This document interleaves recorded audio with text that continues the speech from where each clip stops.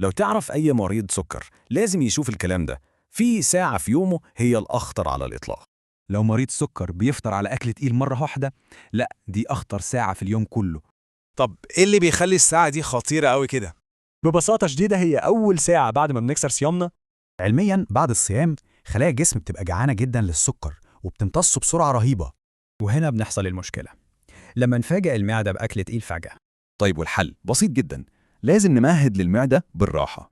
الطريقة الصح خطوتين بس، نبدأ بمشروب خفيف ونقوم نصلي المغرب ونرجع تاني. يعني مثلا عصير برتقان خفيف، شوية تمر هندي، كركديه أو طبق شوربة دافي.